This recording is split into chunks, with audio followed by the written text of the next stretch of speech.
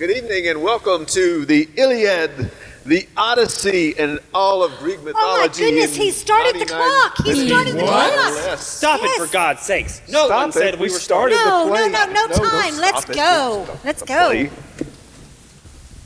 The creation. In the beginning, there was only chaos until a wind-born egg begat Mother Earth, whose name was Gaia, so we'll call her Gaia. And Father Heaven, who was called Uranus, but we're going to call him Father Heaven because I can't even say Uranus with a straight face. Their children were monsters and titans and cyclopses. Father Heaven hated the monsters, which upset Mother Earth very much, so she begged her child Cronus to help her. Cronus terribly wounded Father Heaven, and from his blood sprang the giants and the broncos and the eagles, and of course the Furies, whose job was to punish the sinners. Anyway, Titan Cronus became ruler of the universe, and that is the story of creation, part 1. Part 2. So Kronos was ruler of the universe after wounding Uranus. Ew. After wounding Father Heaven, Kronos found out that one of his children was destined to dethrone him. And so he swallowed all of his children as soon as they were born. When his wife/sister/queen, Rhea, caught on after the first 5 children, she snuck the baby Zeus off to Crete. When Zeus was grown, there was a battle between Zeus and Kronos. The monsters that fought on the side of Zeus had weapons of thunder, lightning, earthquake, and atomic wedgies. And Zeus won. Zeus punished Kronos by binding him in chains and banishing him to the land of Tartarus, the land of decay and plaque buildup. Zeus punished Atlas by forcing him to carry the weight of heaven and earth on his shoulders. And the Greek gods ruled the universe.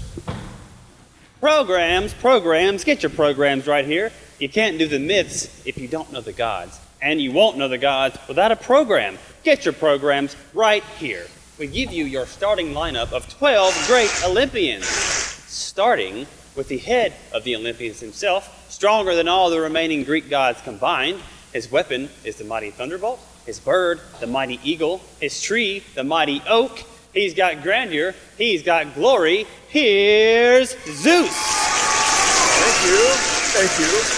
And thank you, Jane. No, thank you. So Zeus, big reputation to live up to tonight. How do you feel about tonight's show? Well, that's a good question, Jane. You know, I'm not all powerful. I can be tricked and fooled. I'm just a god, but what I'd like to do tonight is tell a few stories and have a few laughs and maybe get a couple of dates. And if I have to make an animal out of myself to do so, then so be it. Okay, well, we look forward to seeing you whatever you look like. Next up for the Olympians, we've got a real tough cookie. Born the cow-faced daughter of the Titan Kronos, she's the wife and sister of Zeus, protector of marriage. The cow and the peacock are sacred to her. Here she comes. It's Hera. Are you flirting with Zeus? I swear if you are, I'll smite you. No, honest. Hera, can we just talk about tonight's show? Oh, sure. I'll just keep my eye on Zeus and step in when I'm needed. Oh, I would like to say hi to my daughter Iliad, who couldn't be here tonight because she's helping women in childbirth. Hi, baby. Well, good for her. Good luck tonight. Next up for the Greek squad, we have Zeus's brothers. First, of course, he's the tide shaper and the wave maker, commonly called the earth shaker. And his brother, elusive, mysterious, hard to see because of his helmet of invisibility. Please welcome the Lord of the Seas and the King of the Dead, Poseidon and Hades. Ahoy, sea lovers. It's me, Poseidon. Tell you, Jane, see, Zeus, Hades, and me, we drew lots. I got the seas. I also got my hot bride, Amphitrite, and I've got a cool underwater palace. I rock! Check me out, Jane. Awesome. And here we have Death himself, Hades. How are you tonight? Not to nitpick, but I'm not Death. That's Thanatos. I'm king of the dead. Rumor has it you're an eligible bachelor. Any chance of you taking off that helmet of invisibility? To let the ladies see you? Oh, well, good luck with finding that special someone. Now we're going to go to Tom. Who have you found, Tom? Thanks, Jane. This next goddess is the daughter of Zeus, the gray-eyed goddess of warfare and wisdom. The owl is her bird. The olive created by her is her tree, and Athens is her city. Please welcome Athena. Good evening, Athena. Is there any truth to the rumors of your birth? Yes, Tom, it's true. I sprang from my father's head, fully grown, dressed in armor. I guess that's why I'm Daddy's favorite. Talk about a cesarean. Well, actually, Caesar's Roman and I'm Greek. I am the only one Daddy allows to carry his thunderbolts. Fascinating. Oh, now, I know I can be a bit warlike, but don't think of me as unfeminine. I only get that way when I am defending the home and state from the outside enemies. And when dealing with Paris of Troy? Hey, he had it coming. Oh, foreshadowing the Iliad. Moving on, these next two gods are the twin siblings of the fruitful Zeus and the Titan Leto. They are the gods of the sun and moon, respectively. Let's hear it for Apollo and Artemis. Thank you both for coming. Thank you for hosting us this evening. The pleasure is all ours. Shh. Apollo, look, you're liar. Liar, I'm the god of truth. No, I mean your harp. I bet our audience would love a song. Well, I didn't really prepare anything.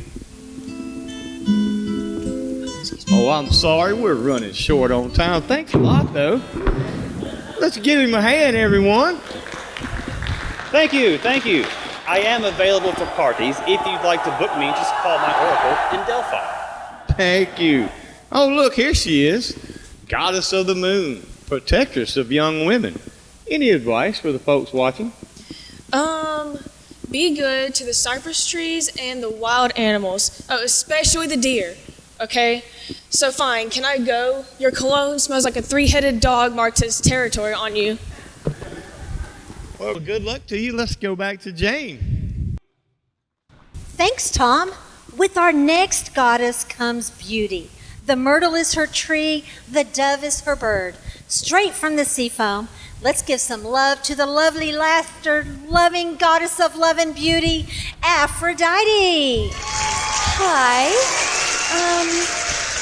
Where's the party? Aphrodite, sweetheart, where are you? Oh, there you are, my sweet love. Wow, ladies and gentlemen, look, Mr. Aphrodite, god of fire himself, Hephaestus. Well, actually, she's Mrs. What do you want? Well, for this anniversary, do you want a diamond, a ruby, or an emerald? Could I have one of each? Anything for you, my angelic pearl. Oh, and pearls too. Wow, Aphrodite, that was quite impressive. I know, thanks. It's not that hard, actually. He was coddled way too much by Hera when he was younger, but I mean, he's really nice, and he built everything for us in Olympus, so. Oh, look at the time. I've got to go get ready for a wedding. Oh, who's getting married? So the sea nymph Thetis is actually marrying one of the first humans, King Peleus. I think I'll wear white. Well, we will look for you there. Hey, look, I believe it's Ares, god of war. Ja, that's me, Ares, god of war. Ja. Wait a minute. Whoa. That was Thor. He's a Norse god. Security. Can you believe that, Tom? Oh, that Thor. Sadly, we've just been notified that the real Ares can't be here right now. He's preparing for the Trojan War. What a shame, Tom. But nice foreshadowing again. Well, like I said, Jane, we're not missing much. Ares is pretty much of a coward of a deity who runs away when he gets wounded, and he keeps pretty unpleasant company, like his sister Discord, her son Strife, and the goddess of war Io. Oh, my goodness. I hate her music. It is so annoying. Io. Anya Frodo. Whatever, it's crazy. Well, like I said, I'm sure we'll be seeing him further along during the Iliad. This next goddess is the goddess of the hearth, symbol of the home. She's a virgin goddess and the sister of Zeus. It's Hestia. Unfortunately, you play no part in the myths and you have no distinct personality. Wasn't she great? Finally, rounding out the 12 great Olympians, he's best known as the messenger of gods. Here's Hermes.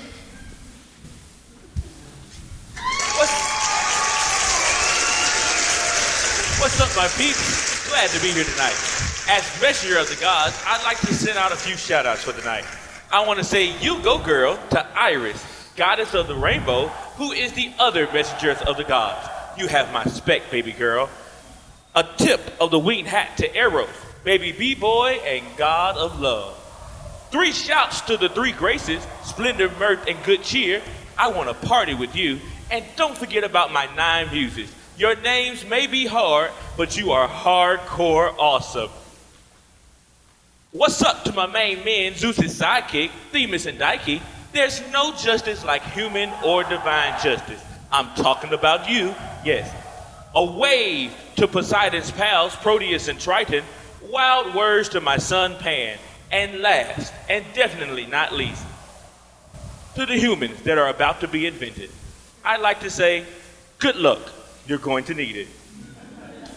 And since I have the mic, now is the time to populate the world with all creatures, shape, kind, and manner. The Titans, Metheus, come forth and be commanded. Epimetheus, Prometheus, you have stood by the side of mighty Zeus when he fought Kronos, and for this he is indebted. Now he gives you this honor. Make mankind. It shall be. Okay, making the creatures great and small. This has too many words, it's too long, it's not enough pictures. All right, making the creatures, and don't forget mankind. I got it. The deer will get antlers. The bears will get fur and claws. And the hippos will get 2 giant white teeth, but only on the bottom of the mouth. And mankind? No, wait. The monkeys will throw poo to defend themselves. The elephants will squirt fire out of their noses, and the minor birds will have laser eyes that shoot lasers. Impressive. Pooh, fire, and lasers. And what have you left for man? We're supposed to be making the humans here, and you have given all the good stuff to the creatures. Crap, I forgot to save anything cool for mankind. You've got to help me. What are we going to do? All right, calm down. Let me see what we've got here. All right, well, thanks. Great. Here, man. Stay, sit. Good man. Good man. That's it? He has nothing to protect himself. He'll never be able to master the beasts. Well, Zeus is going to be pissed. Wait a second. What if we make him more in Zeus's image? More like him?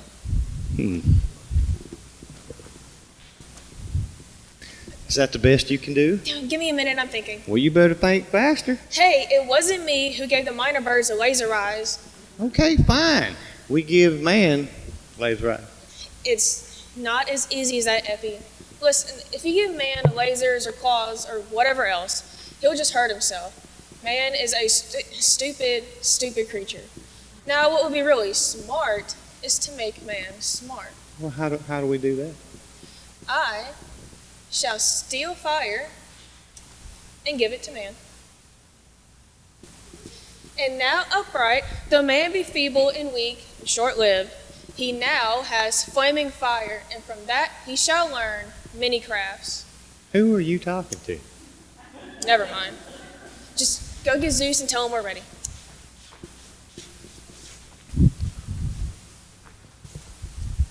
Mighty Zeus, I present to you with man.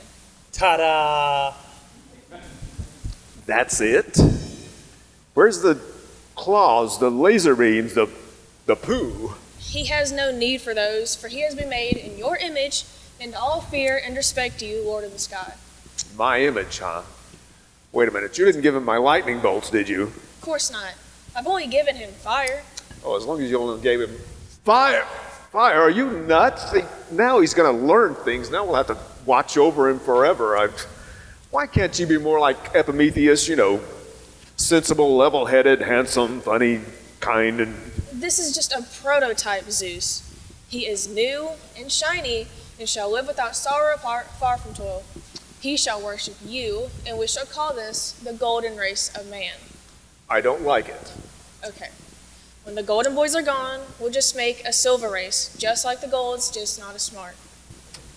Well, they're hardly Ivy League material now. If they get any dimmer, they'll just injure themselves and each other. Well, we can make him any way you like. I don't know. This mankind thing seems like a lot of extra work on my part. I say we smite them now and get it over with. No. Let me keep him. I'll take care of him, I promise. Listen, why don't you let them run wild for a while, and then you can zap them when it's all done. Fun, right? Right? So they get to run around wild for a while, and then I get to smite them. Right. And look over here. They have already prepared sacrifice to you already. They know you're the man. I'm the god. Of course. So, which sacrifice do you want? The gold one looks good, but that could be a zonk. And you just see, you got the burlap, and just show me what's in there. Just uncover the board. Oh, okay. As you can see, one is glistening and tasty looking, and the other one is not as appealing. 99-minute show, Zeus. Let's go. I want the tasty looking one, the final answer. Oh, Zeus. I'm sorry. You chose the bones and shining fat. That leaves the meat and the leather for mankind. Prometheus, you've tricked me. You're in big trouble, mister. However, since you're doing such a bang-up job with man, I'm going to give you a brand new home. High up in the Caucasus on a jagged rock where you will be bound by adamantine chains which none can break, and an eagle will visit you every day and feast on your liver. All because you pissed me off. And man, yes, I have a gift for man, a gift from all the gods. In fact, her name means the gift of all. You shall call her Pandora. Oh, no. Oh yes, man shall have a mate. She will be made of the same material and equal in most ways. She will be brave and careless, angry and gracious, foolish yet still smarter than man, and curious, very curious. She will ask man many questions, lots and lots of questions. And when man has all he needs, for he's a simple creature and needs only food, sleep, and a mate, woman will wonder why. Why is that all he needs? Why doesn't he need more? Why doesn't he want more? If he had more, would he want more? Would he want it or wouldn't he want it? Why? Why doesn't he want more? Man won't stand for it. Yes, he will, for you made him in my image, standing. Oh, and I almost forgot. A gift for Pandora. Carol, Pandora, go and be with man, live with man, have fun. Here is a gift from all the gods, a box. But I must warn you, never open that box. Now, here's the key, but I remind you, never open the box. Now, that's all the time I have for you tonight. You crazy kids, go and have fun. Good night.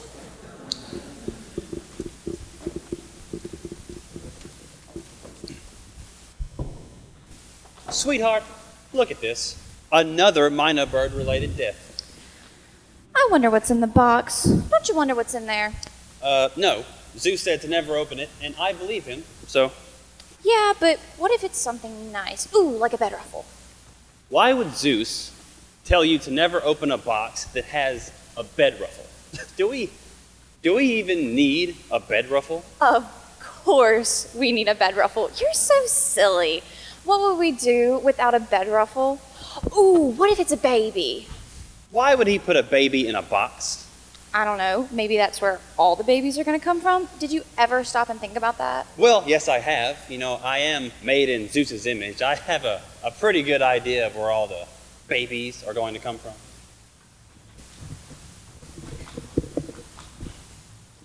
You've got to be kidding. What do you think is in the box? I don't know. Aren't you even curious? Nope.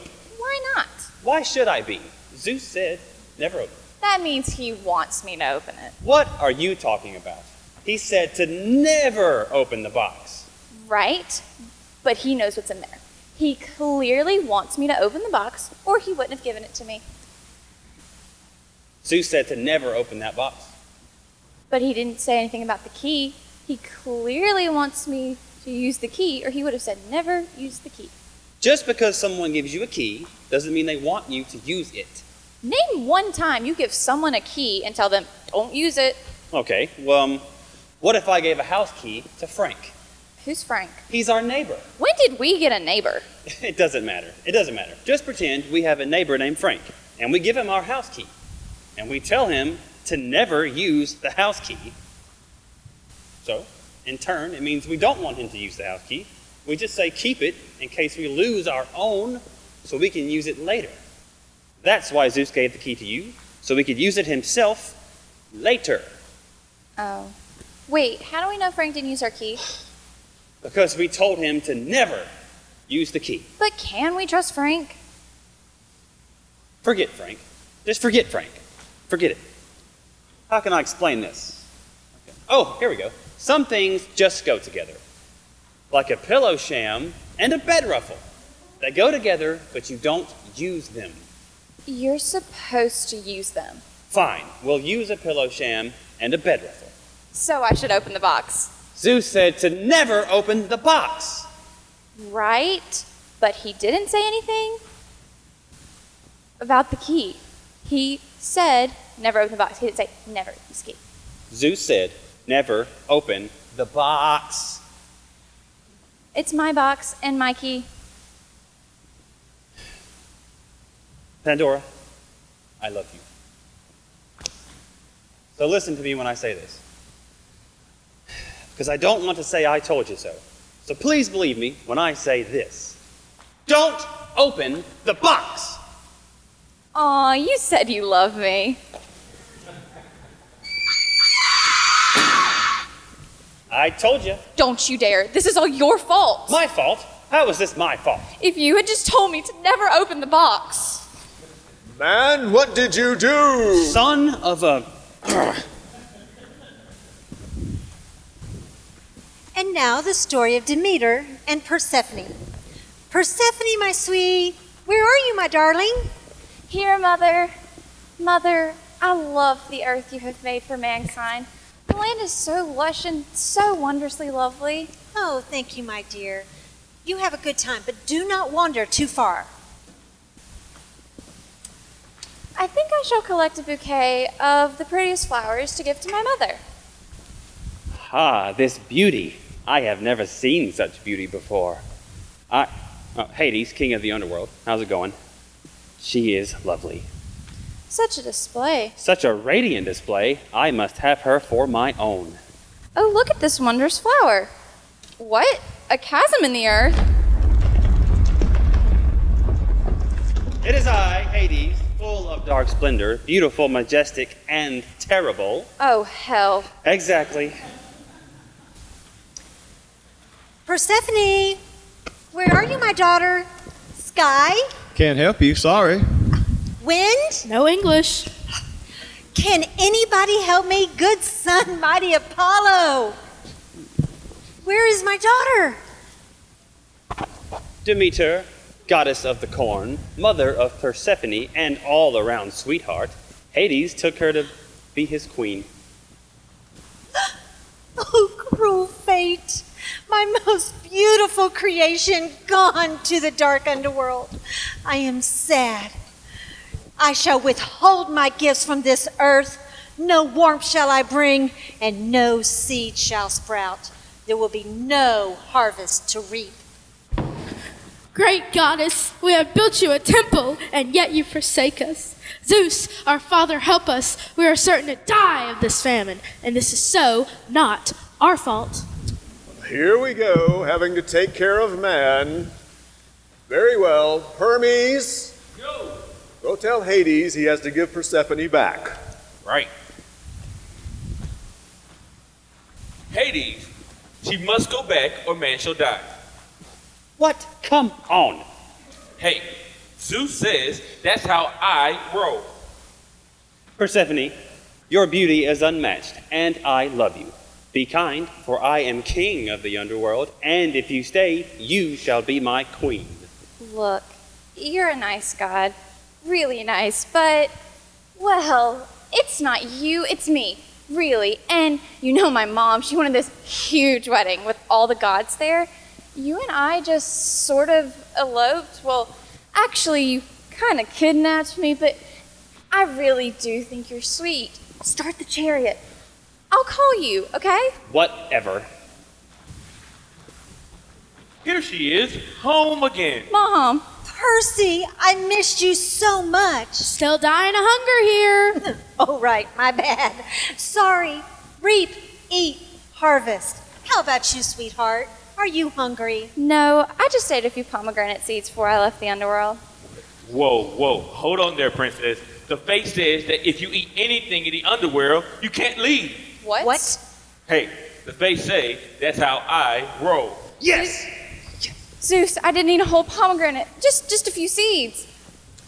Then you shall go and rule as queen with Hades for a third of a year. Yes! She's all 1/3 mine. Then, while she is here with me, it shall be beautiful and bounteous. But when she must go, my heart will turn cold, and the land shall be barren, and that time shall be called winter. Oh, nice. That's fair. Stop your whining already.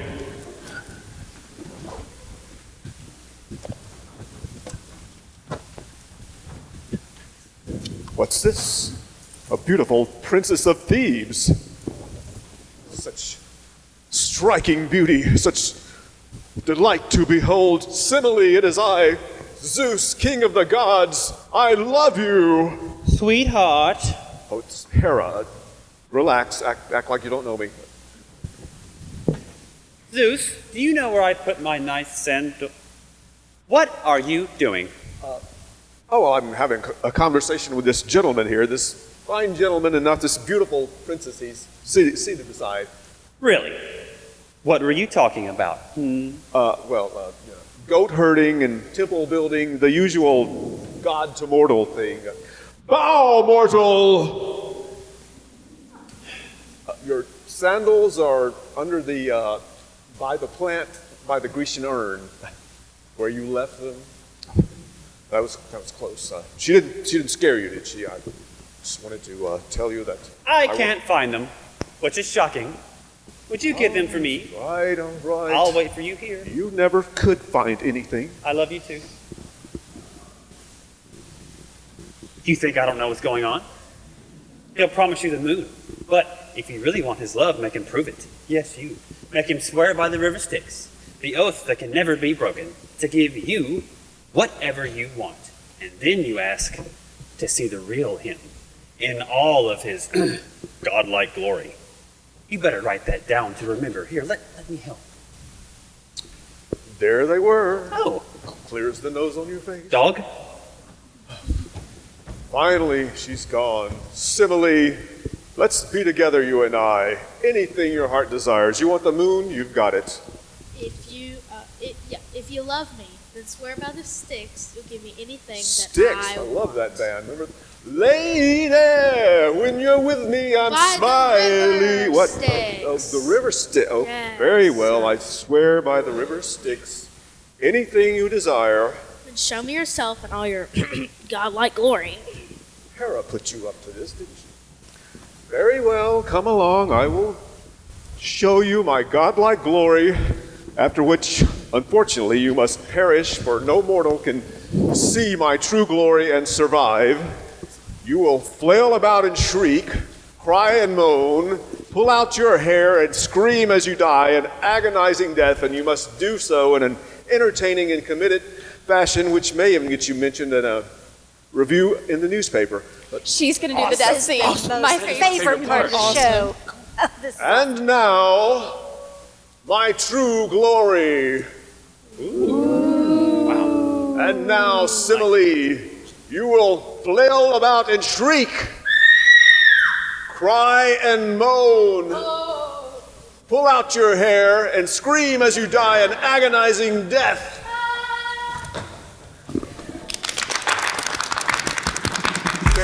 spirits, escort her back to her seat to thunderous applause from the audience.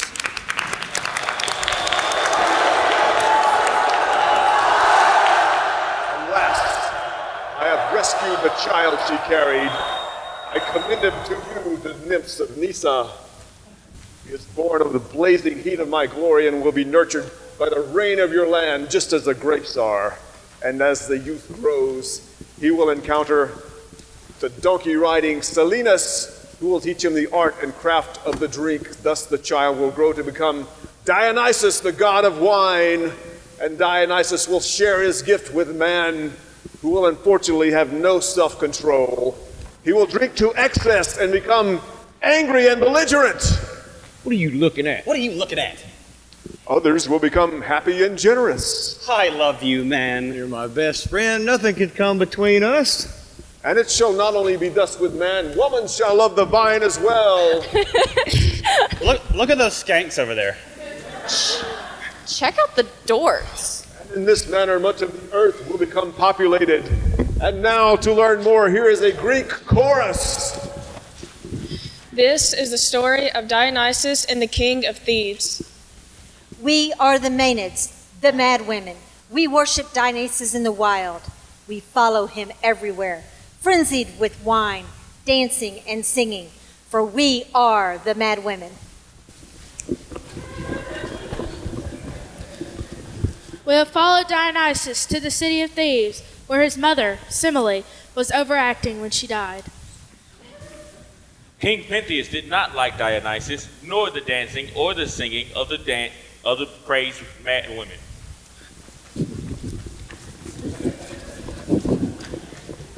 And so he ordered the guards to seize us. And now I, Thespius, the first man to walk out of the Greek chorus, That's history, not mythology.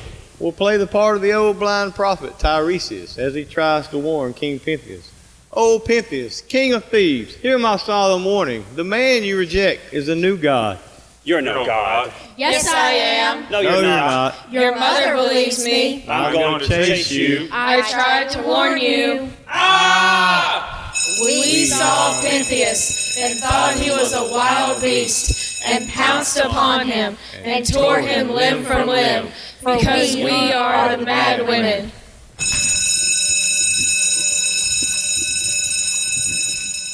So, class, have you finished your homework on the Greek love stories?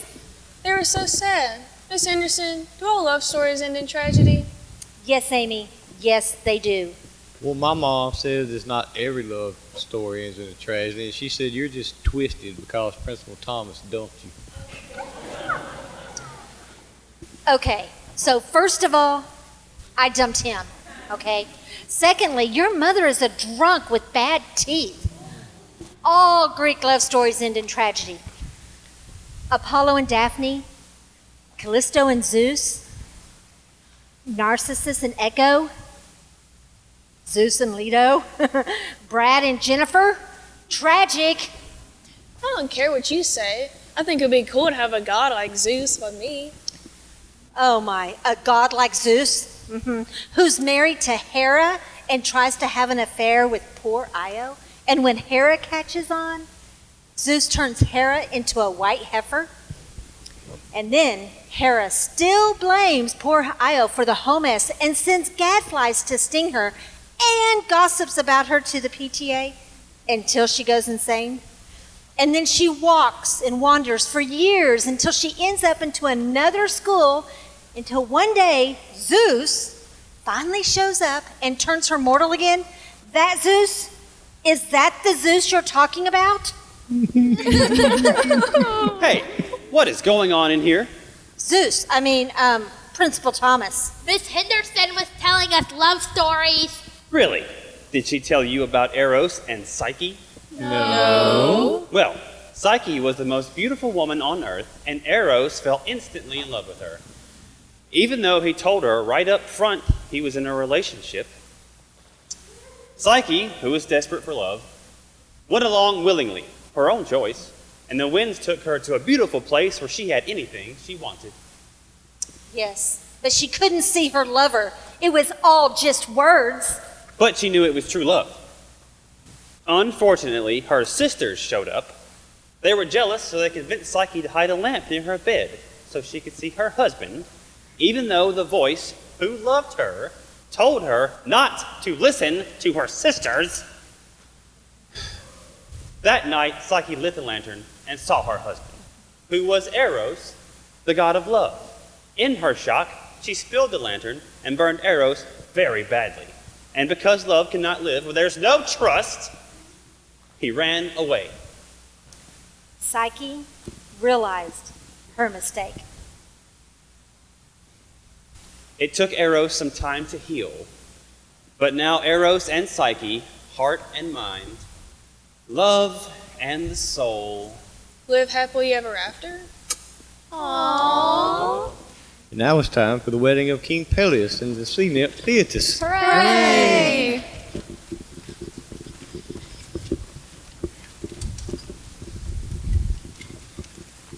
It was a grand celebration of the noteworthy union of the mortal King Peleus and the sea goddess Thetis. Everybody was invited except the goddess of discord, who showed up anyway with a terrible wedding gift.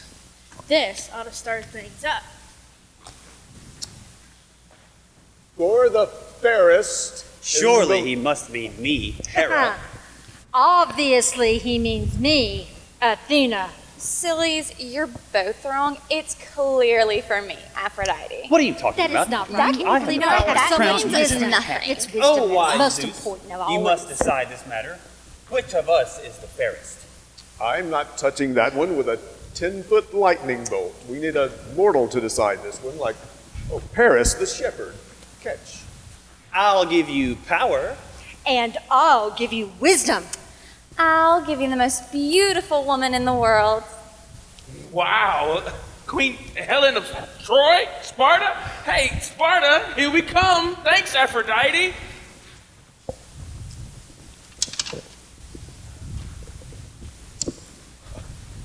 Hello, welcome to Sparta.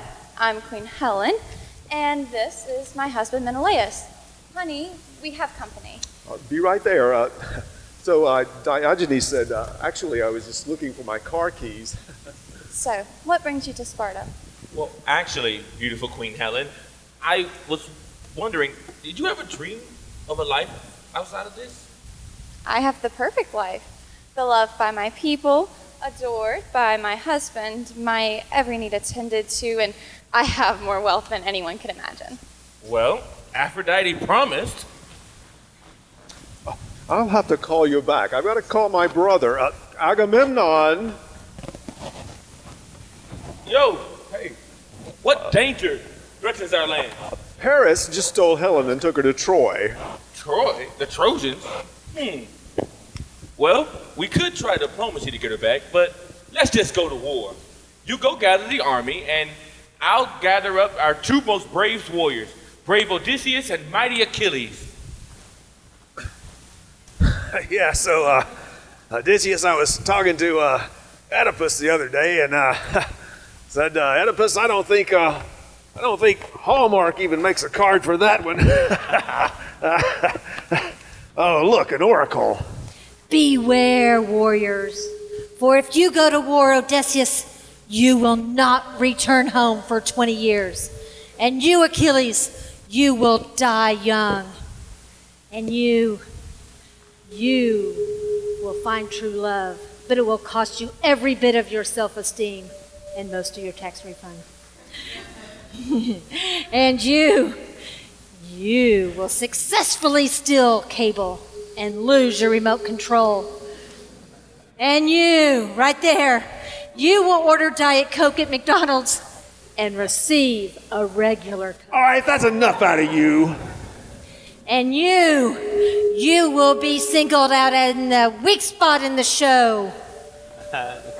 Man, it's Agamemnon. He's gonna try to get us to go to war. Hell, brave Odysseus, we go to war. I would love to, but I'm crazy. Yeah. Woohoo! Booga booga. Too bad. We're gonna go save Queen Helen at Troy. Oh, hubba hubba. Yeah. Hell, mighty Achilles, we go to war.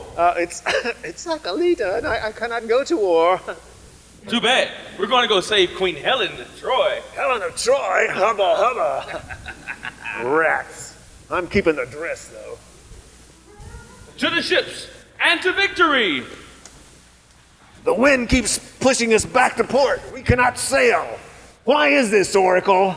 Agamemnon killed Artemis's favorite deer. She will only be appeased by the sacrifice of her daughter, his daughter Iphigenia. All right.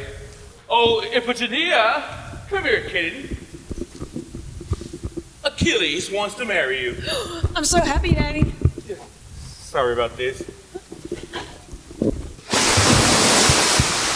Well, that's going to be tough to explain to the wife. But look, the wind. Troy, here we come. And thus begins the Iliad proper, all 24 books. Time check. Oh, Book 1. After 9 years of battling Troy, one night Agamemnon and Achilles captured two beautiful maidens named Chryseis and Briseis. My daughter Chryseis has been captured. I beg you, mighty Apollo, send a plague on these Greek swine. You got it.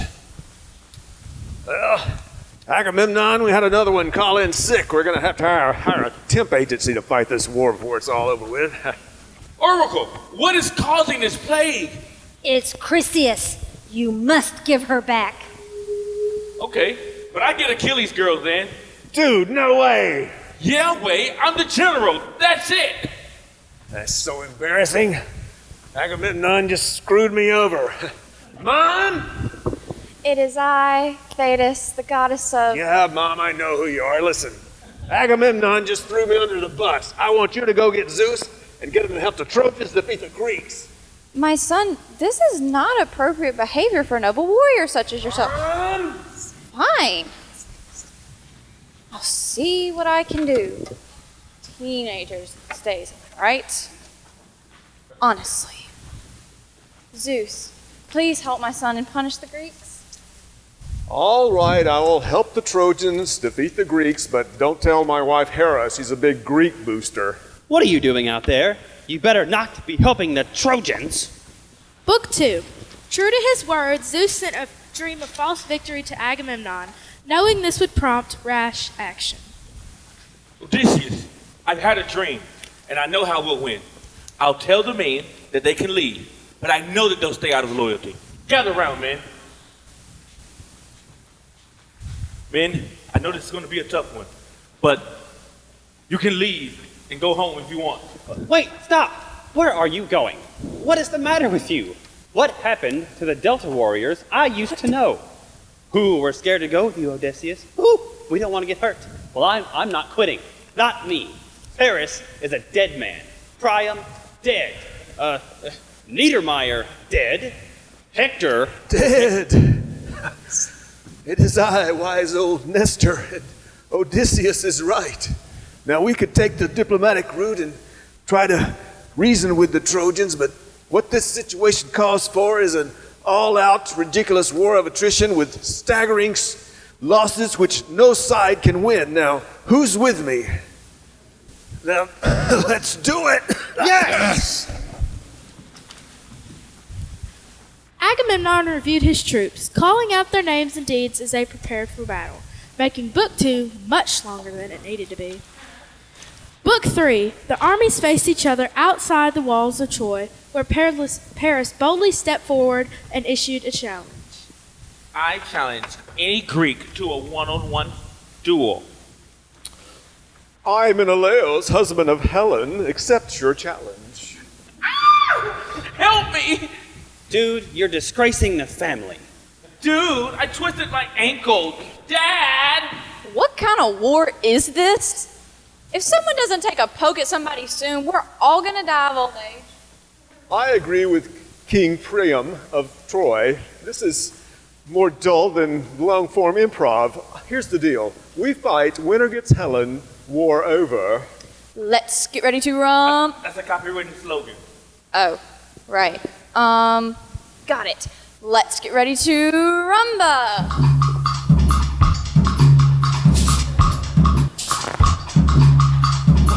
Victory! I'm going to Disneyland. That will not be created for thousands of years. Use the Greek equivalent. I'm going to an orgy. Aphrodite, help me! I shall blanket you in a thick mist and carry you to safety. No fair using Deus ex machina. Unsporting, I say.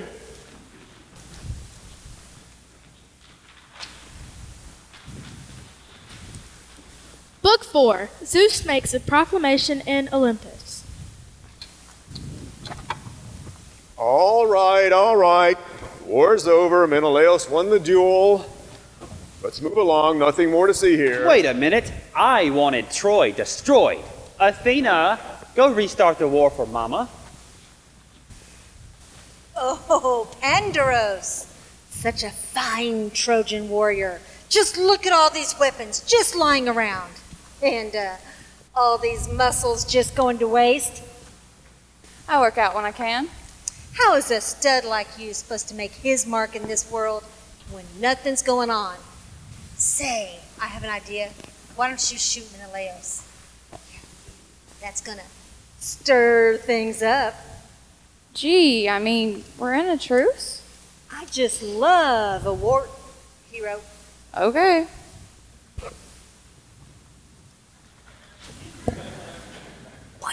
Ow, hey. Treachery! Bound Trojans! The truce is up! Let's prepare for battle! We shall avenge the death of poor Menelaus! Agamemnon, it hurts and all, but I think I'll be okay. That's right, men. Before he left, he told me to tell you that when the army's up against it and the breaks are beating the boys, just tell them to go out there and win one for old Hippocrates! Book 5. The fighting continued fiercer than ever. Meanwhile, Achilles sat in his tent. Back at the battle, the Greek warrior Diomedes was particularly valiant. Diomedes rules! Until Pandros the archer wounded him. Diomedes is hit! Diomedes is down! Fair Athena, beautiful of all the immortals, help me! You are not only brave, Diomedes, but wise. Abracadabra. There, all better. Diomedes rules again! And, as a little bonus, you are now able to distinguish gods from men. But you must never use this power to harm a god. I swear on my honor as a Greek soldier. Except for Aphrodite. You can cut that biatch. Stay your sword, mortal. You shall harm no Trojan. Which god am I allowed to harm again? Aphrodite. Oh, that's right, that's what I thought. Eat blade, biatch! Ow! Daddy! Diomedes cut my hand! That is so not fair! It's a war, for crying out loud. What did you expect? Yeah, it's no place for a woman. Why don't you go cast a spell on a shepherd or something? Oh, shut up, Ares. Like you've done anything so far. I don't see you down there. Yeah, I guess it's about time the big dog jumped into this sissy boy slap fight thing. Meanwhile, Achilles sat in his tent. Back at the battle, Athena went to the aid of Diomedes and the Greeks. Fear no god, mortals, especially Ares. Cool. No fair. I am telling Zeus. As soon as he gets back, you are going to get it. I'm sick of you cutting me that on is not bringing right. No, Zeus. that is not right. No, I am All right. Calm Yeah, it's down, crazy. Ares. Come on, Dad. Stop your whining. Your belly will heal. You're a god. And all the rest of you, nobody helping either the Greeks or the Trojans on any side. I mean it this time. With the gods sitting out, Book 6, Diomedes and Glaucus approach across the battlefield. Man, this is boring. Yeah. Want a duel to the death? Sounds good to me. But first, let me get my pre-duel mojo going. Noble ancestors, grant me this strength in battle, as you did my father, Radius of Diometer, and Duodenum of Oblongata. Wait a sec. Your grandfather was from Oblongata? So was mine. His name was Stigmatus. My grandfather's best friend was Stigmatus. What a small world. No kidding. This is awkward. I won't kill you, okay? Me either. I won't kill you either. And as a gesture of goodwill, I think we should exchange armor. Cool. Whoa, I got screwed on that one. Meanwhile, Hector was back in Troy, where he finds Paris relaxing with Helen.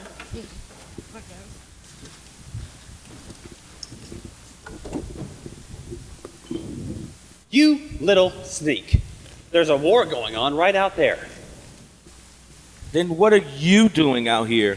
Well, actually, it's kind of a truce right now, but it's going to be over soon. And you know it might be nice for the sake of all the guys dying out there for you to just make an appearance, don't you think?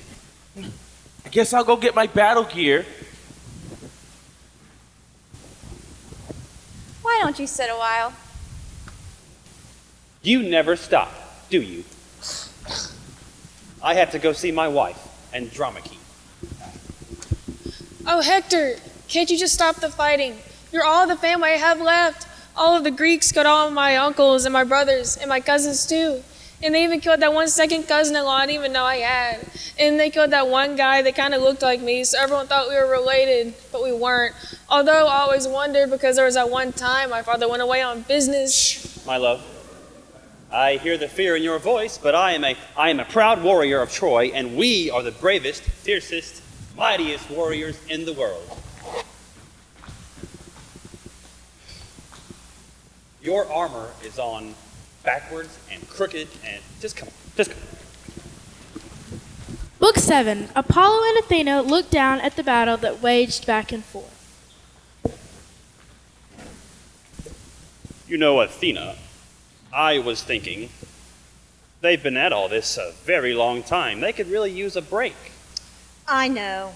We'll arrange a duel between a single great warrior from each side. Didn't Dad tell us to stay out of all of this? Oh, don't worry about him. Mortals! Pick a champion. Send him out for a duel.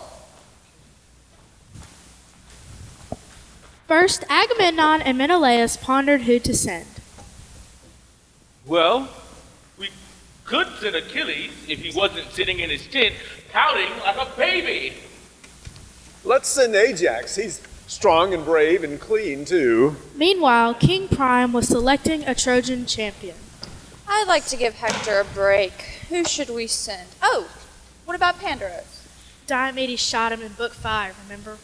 Diomedes rules! Right. Paris? He hides whenever there's a fight. Ouch. Okay, Glaucus? He gave away his armor for a pair of shoulder pads and a rubber band. Hector, you're up. Hello, I'm Ajax. I'll be your opponent today. Nice to meet you. I'm Hector. Shall we?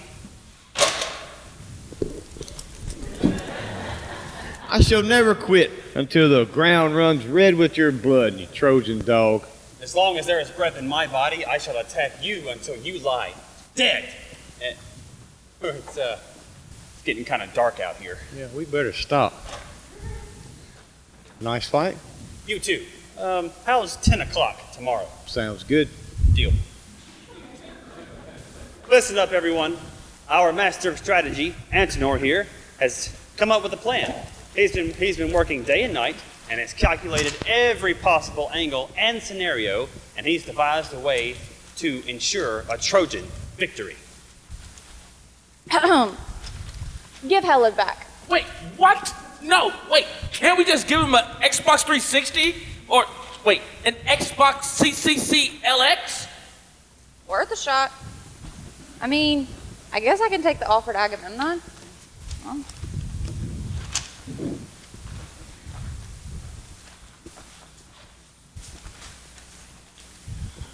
Well. I'll take that as a no. Book 8. Achilles sits in his tent. Meanwhile, on Mount Olympus, Hera is dismayed at the turn of events. That is it. I have had it. I am helping the Greeks, and I don't care what Zeus says. Iris here, messenger of the gods. Give it here. I have a message for Hera. Give it here. Do you have some form of ID? I will turn you into a toad. Good enough. Thank you. Let's see here. Don't even think about it. Love, Zeus. Poop. Book 9. The Greek army was in disarray, and even wise old Nestor was losing faith.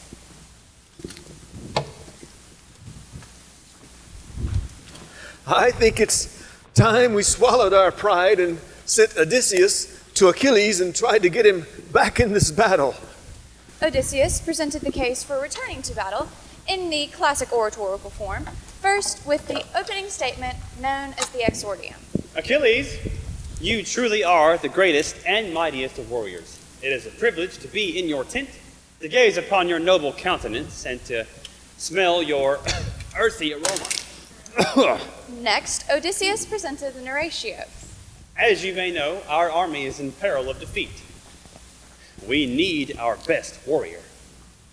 Then Odysseus wrapped up with the confirmatio, also known as the Domo Arigato, Mr. Roboto. Agamemnon is offering you a really sweet deal. So, what do you say? Achilles responded with the classic oratorical reply known as the Maximo Refuto. Book 10. With Achilles' refusal, Diomedes and Odysseus were sent to spy on the sleeping Trojans. Diomedes rules! Great. Now they will hear us coming a mile away. Diomedes rules. Thank you.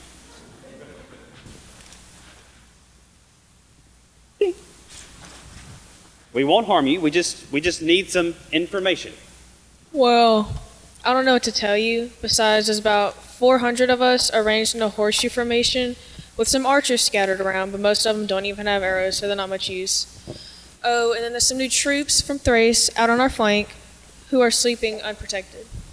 Diomedes and Odysseus then killed the soldier. Diomedes, wait, that's not very noble. Yeah, we're noble and good. What exactly is the motivation here? That's what it says in the book. They then proceeded to the Trojan flank and killed all the sleeping warriors. This is completely out of character. The writer totally lost the tone here. Uncool. You know, there are a lot of out-of-work Greek heroes who would love this gig. Understand? Diomedes and Odysseus then returned to the Greek camp, where they cleansed the foul deeds of the night together in a ritual bath. Oh, come on! This is shameless. I am not a piece of meat. That's it. I don't care what the book says. Moving on. Moving on. Fine. Book 11. With valuable strategic information, Diomedes and the Greeks pushed the Trojans back. For the glory of Greece, Diomedes rules! But the tide turned against the Greeks again. Even Paris scored a victory, wounding Diomedes. Diomedes is hit. Diomedes is down. Paris rules. Meanwhile, Patroclus was trying to reason with Achilles. Achilles, I know you're yearning to return to the fray. Why don't you go back? I don't care about that anymore. I'm too busy redecorating my tent. I think I'm going to put a little gold leaf trim on my cooking pot here.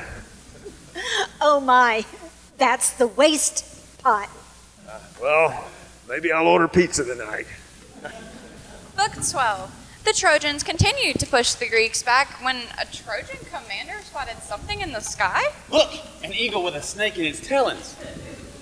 That's an omen of defeat for us. No, it's rather no defeat for the Greeks. No, it's a sign that gods are displeased with our sacrifices. No. You are thinking of an eagle with a fish in its talons.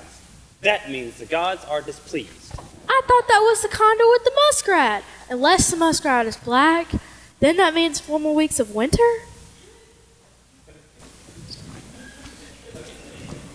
Despite their confusion, in Book 13, the Trojans again pushed the Greeks back to the sea. However, Poseidon, wearing a disguise, went among the Greeks offering up encouragement. You're doing great. Keep it up. Thanks, stranger, but how I wish the gods would help us. It's me, Poseidon. Poseidon himself? Mighty sea god? Will you crush the Trojans with a tidal wave, or command a terrible sea serpent to smite them? Actually, what I'm doing is just encouraging the men going through the ranks, things like that. That's it? You're the god in the sea and that's it? Boy, you're about as useful as Aquaman. That's it, boys. We're out of here. Quit the battle? We cannot. It would be dishonorable and an insult to all of our fallen comrades. We must stay. Our country, our pride, our heritage demands it. And I lost the keys to the boat. What? Look, it's not like we have pockets in these things. They must have fallen out in the sand somewhere. Well, where's the last place you had them? If I knew that, they wouldn't be lost, would they? Book 14, clearly just a lot of arguing. So let's go to book 15, where Patroclus confers with Nestor. Nestor, how's the battle going? This is no battle. In my day, we had real soldiers, not like these sissies you got today. We didn't have fancy armor and swords. We were naked and we used rocks. Right, well, Not even rocks. We used pebbles and we didn't stand far away and throw them at each other. We stood toe to toe with our enemy and pushed them right into their flesh. okay, I get it, but how's the battle going now? Now, not so good. If we could get that crybaby Achilles out of his tent and let him show himself to the men, then probably bolster their spirits. Say, you're about the same size as Achilles. Why don't you put on his armor and ride before the men? I bet that'd be just as good. Hey, that is not a bad idea. I think I'll go run it by Achilles. Book 16, Patroclus travels to plead with Achilles. Achilles, we need you. If you don't return, at least let me wear your armor, and the men will think it's you and be unstoppable. Ah, foolish youth. To be a great warrior, you need more than a fine suit of armor and bravery. You need, maybe armor and bravery is all you need. Here, go for it. Indeed, Patroclus bravely led the Greeks and was so courageous, his men truly believed he was Achilles, and so did the Trojans. But then his helmet fell off. You're not Achilles. You're that patricide guy. Taste my steel, Greek dog. Gotcha. Come on, boys, let's string up the body and mutilate it as a warning to the Greeks. A warning about what? A warning that if they kill us, we kill them. Isn't that what we've been doing for close to 10 years now? I don't think mutilating one more body is going to make them quit. It's tradition, and we're gonna do it. Book 17. I, Menelaus, am here to claim Patroclus' body for a proper Greek burial. You will not take this body, you Greek swine. Go. Where do you get a gun? The Greeks clearly prevailed and took back poor Patroclus. Book 18, Achilles is told of Patroclus' death. No! Why? Patroclus was like a brother to me. My blood was his blood. My flesh was his flesh. I remember when we were lads, frolicking through the fields. And so Thetis, seeing her Hold son... on. I'm not done yet. I worked on this a long time. I drew on my emotional reserves to use my sense memory. I remember when we were lads. Great. Time limit. So, Thetis sees her son's distress. My child, why do you grieve so? Patroclus is dead. I shall avenge him. He was like a brother to me. I remember Achilles, why do you mourn? I will avenge Patroclus. He was like a brother to me. I remember. Great. I'll be right back. Clever Hephaestus, I need you to fashion a suit of armor, the finest you can make.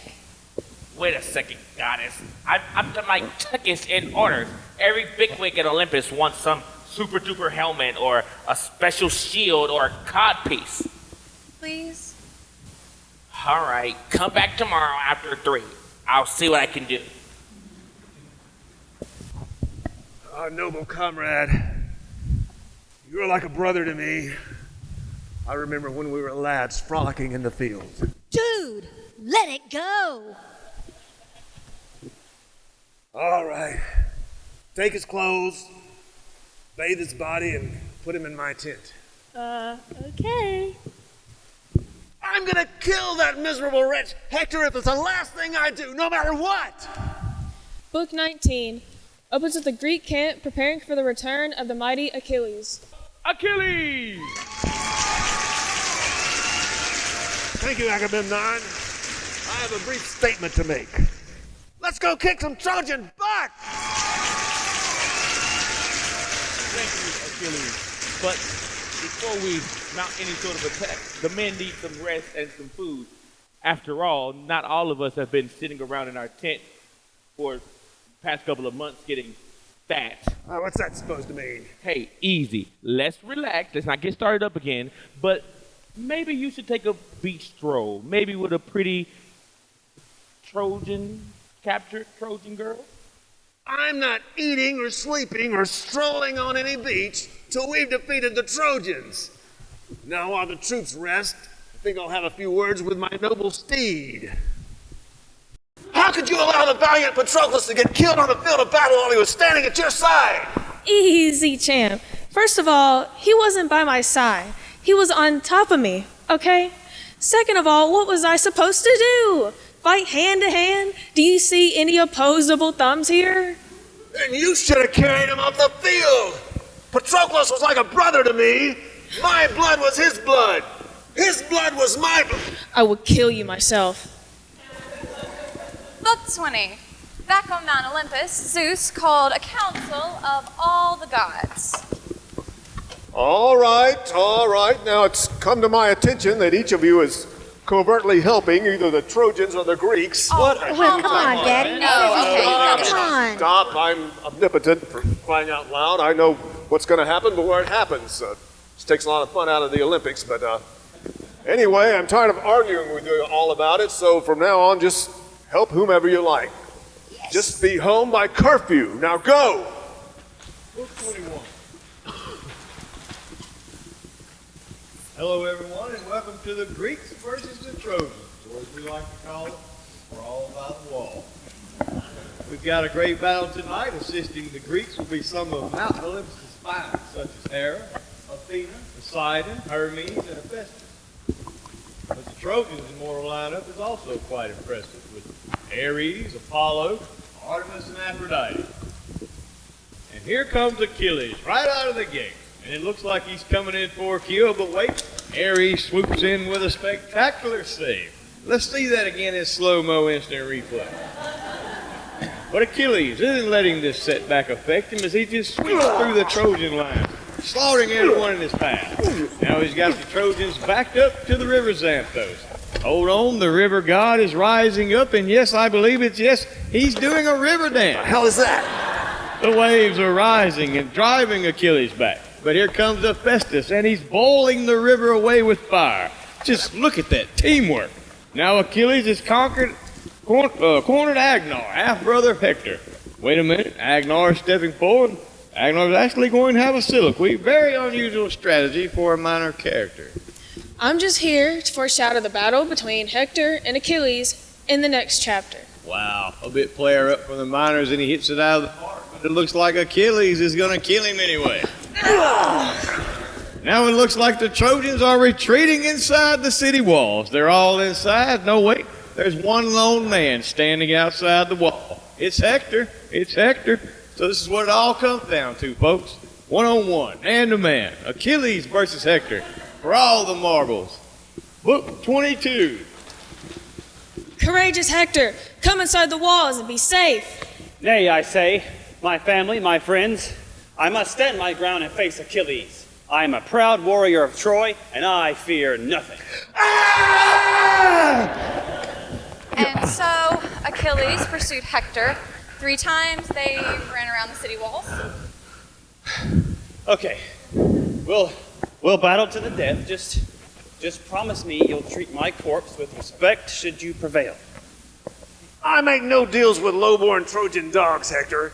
Your body would be mutilated just as you would have done to Patroclus. He was like a brother to me.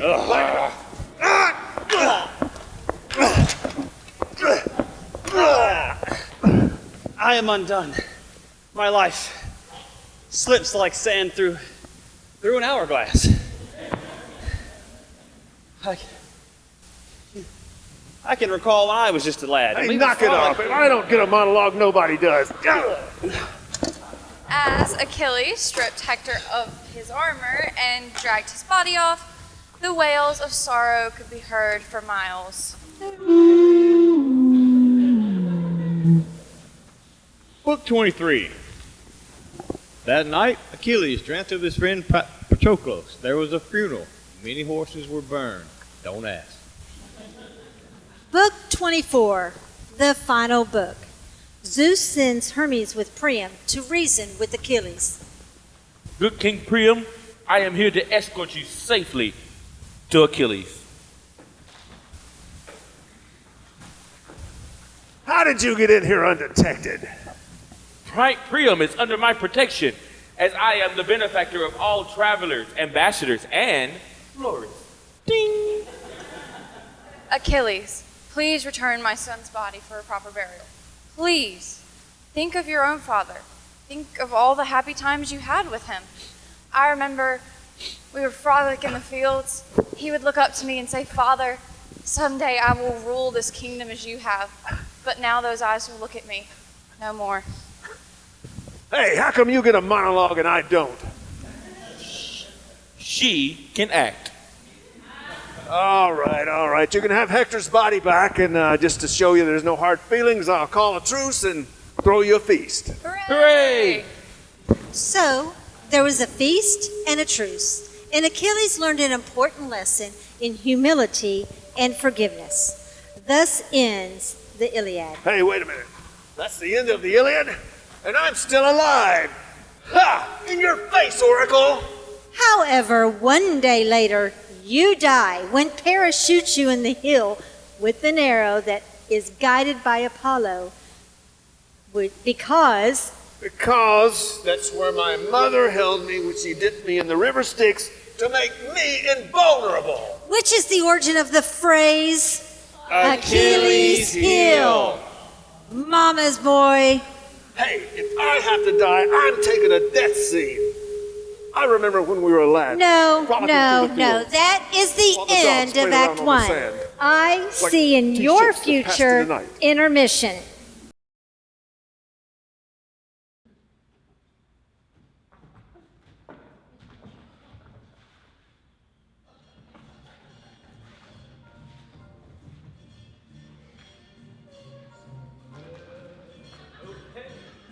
Hi again, everyone, and welcome to another episode of Agape Connection. This show is all about the Hellenistic hookups, and I'm your host, Exploitatus. Let's start with another fun couple that we got together last week. Let's give it up for Orpheus and Eurydice. So, kids, tell us about your date. Okay, so he's a musician, which is totally hot. And he plays this amazing lyre. I mean, Orpheus was playing when we went into this bar, and these dudes were fighting, and they just stopped and totally chilled. Yeah, Expo, I was blown away by how real she was and everything. It was getting along great, and but then she got bit by this uptight viper, and that's when you had to be summoned up down to the underworld. Bummer. Yeah, and he came and he played the lyre, and Servius went right to sleep. All three heads. Yeah, Hades himself said I could take her back to the upper world, but I couldn't look at her till we got back up to the upper world, and we was almost back, and she said, "Hey, look, I'm back," and then I turned around. Dude, I said, don't look back, because I'm not all the way up yet. You said, "Look," and I looked. I turned There around he's and I doing it looked. again. You see? He's a looker. He's a looker. You didn't notice, Expo. He's a looker. You told me to look, and I looked. What do you mean? Well, It doesn't look like those two will be having the second date after all. Nice. Well, let's see if we don't have better luck with our next couple. Let's give it up for Pyramus and Thisbe. So, I hear that you two have been having some sort of secret fling going on for some time now. Yes, that's true, and if it would have gotten that, it would have been awkward. We had to talk to each other through a crack in the wall, and I finally told her I was going to throw caution to the wind and we wasn't going to hide anymore. Oh yeah, real courageous. He told me to meet him at midnight behind the white mulberry bush, and he doesn't show up. No phone call, no note, nothing. I told you my sundial stopped. It must have been an eclipse or something. So I'm standing around waiting, and this lion shows up with his mouth all bloody from whatever he just ate, and I didn't want to be next, so I just ran out of there so fast, my cloak flew off. When I get there, I see this bloody lion, running around with her bloody cloak in its mouth.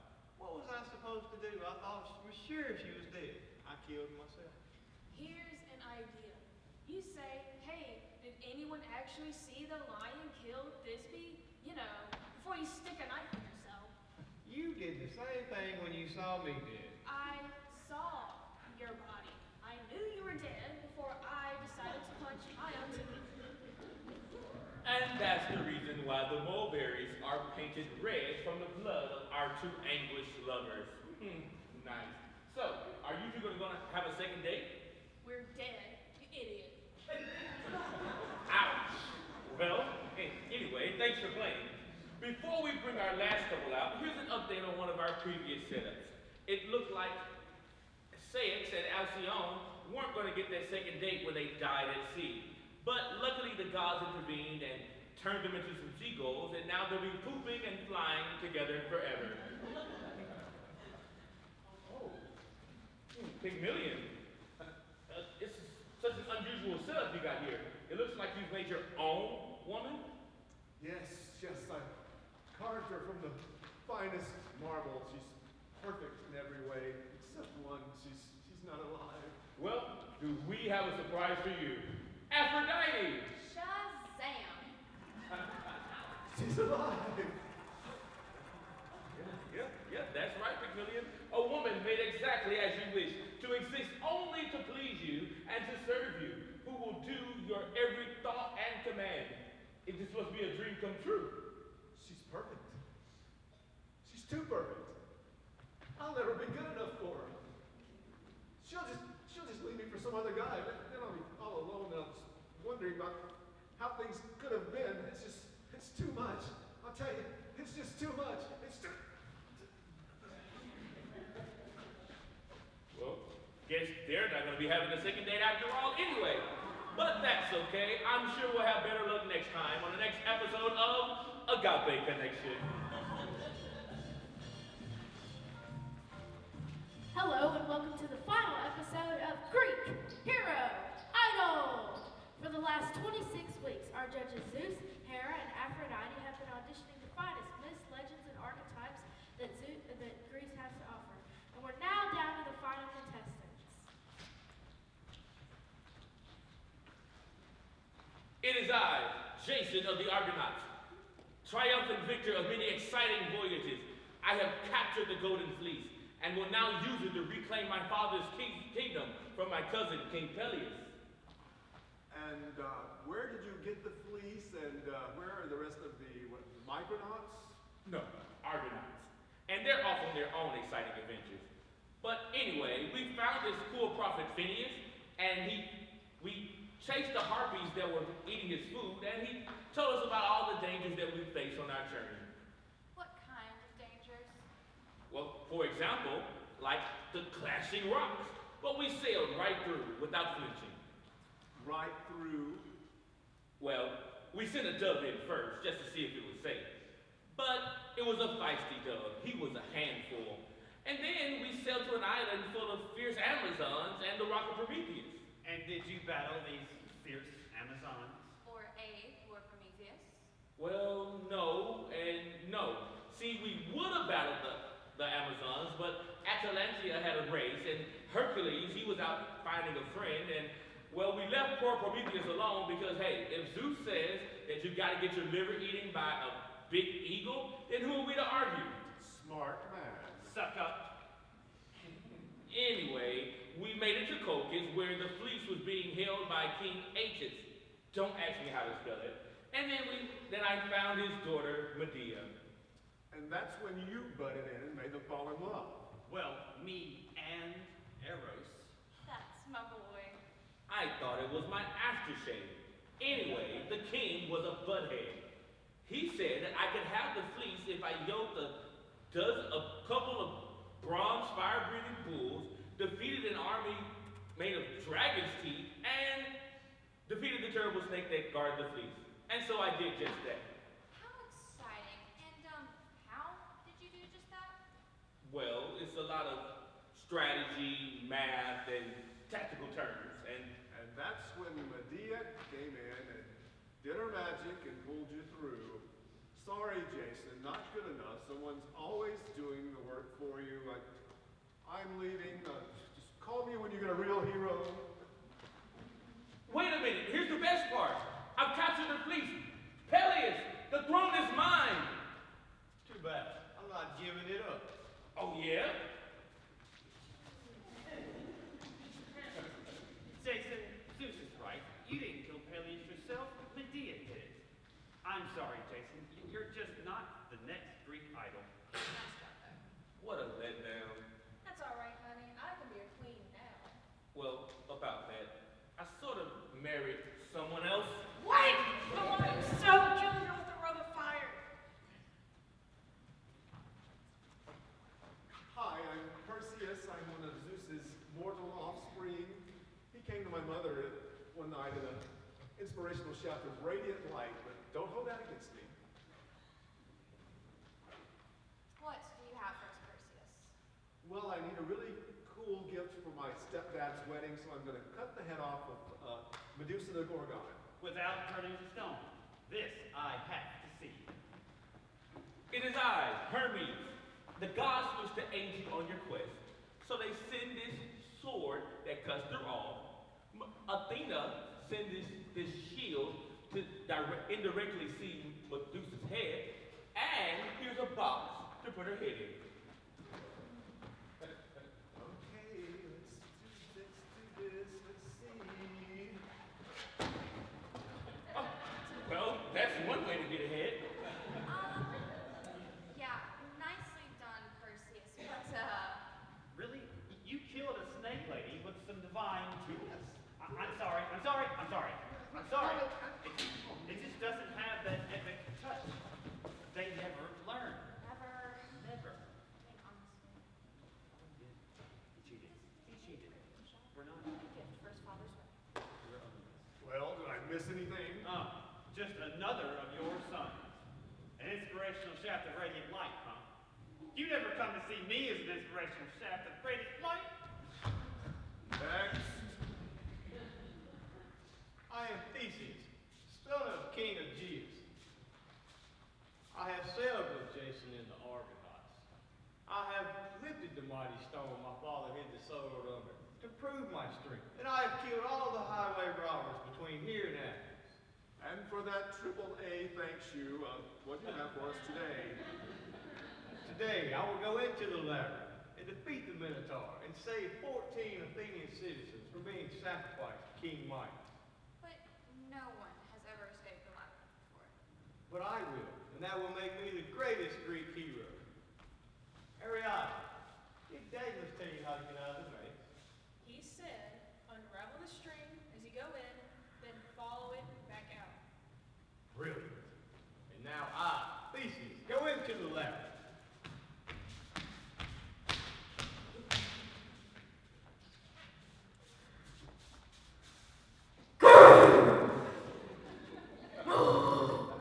Now I will defeat you with nothing but my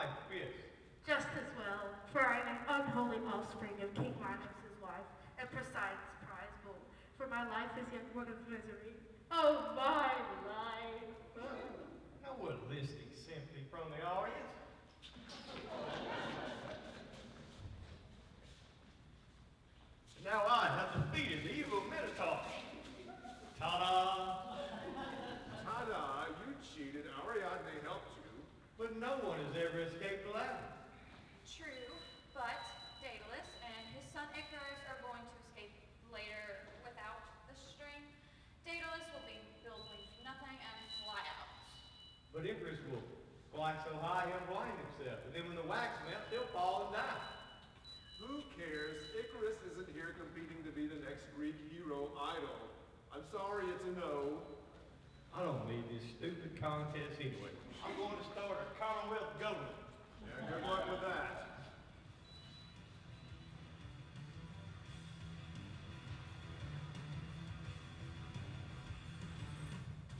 We interrupt your current program with this sports update. Outside Caesar's Palace in the Temple of Jimmy the Greek, we've got a great poker tournament taking place. At the final table so far, the giants Odyssey and the Felties have fluffed each other right out of the game. Catherine and Pollux have busted out and are watching from the skybox. And Belphoron has actually quit the game to go bet on the ponies on a long shot. Pegasus at 12-1. We're down to just 4 players. Here we go. Arachne takes 2 cards and is weaving together a nice little hand. Asclepius opens the betting. His chip stack took quite a beating early on, but he's healed it nicely. Being the son of Apollo will do that for you. Sisyphus has had an uphill battle at this table. He pushes his chips in, and now they're rolling back. He's pushing them back in, and they're rolling back. This could go on for a while, but wait, it looks like King Midas has just raised everyone right out of the game. Wow, where'd he get all those gold chips? Very exciting. And now we take you back to Greek hero idol.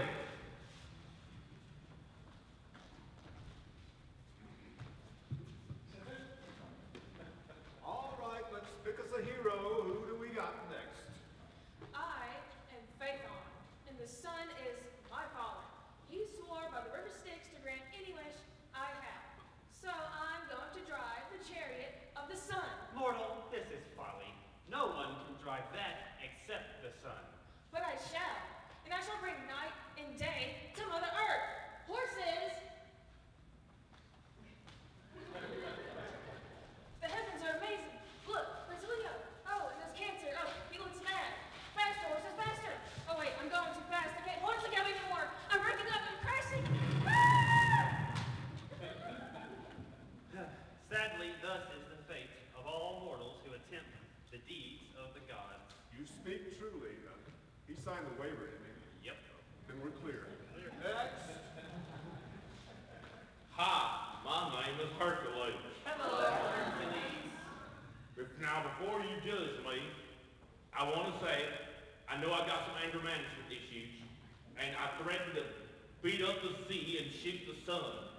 But that's not unusual considering that someone put snakes in my crib when I was a baby because they were mad at my mom for fooling around with teeth. I was out of town at the time. But that doesn't excuse my anger. So I went to my cousin King Eurypylus to try to cleanse myself, and he gave me this kind of 12-step program called the Labors of Hercules. First, I choked the lion of Nemea. Then I slew the new 9-headed serpent Hydra. I captured Artemis's golden stag alive, mind you. Nabbed a great mountain boar, cleaned the Aegean stables in one day. There's over 1,000 cattle in there. Tell me about it. I had to bend 2 rivers to clean it out. Let's see. I drove away the Stymphalian birds, captured the Cretan bull, and disposed of the man-eating horses of Diomedes. Diomedes rules! Captured Hippolyta's girdle away from her, and incidentally, she isn't called Hippolyta for nothing. Brought back to Calligeron, retrieved the apple of Hesperides, and freed Prometheus as a bonus, and brought back Cerberus, the 3-headed dog, up from Hades. I am awesome! Now that is a great Greek hero. What do you think, Hera? He killed his wife and his children. Sorry, big guy. It's going to be a no. Man, you make one mistake.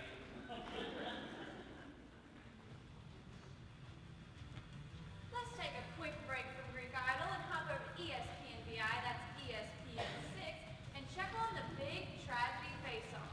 First, let's go to the locker room of the House of Atreus and Coach Tantalus. All right, let's focus. To start the game, I'm going to boil my son Pelicans and serve him to the god. To to prove that they can be fooled. They're going to send me to Hades. Niobe, you step in, turn into a weeping stone because of your pride. This will throw them off guard.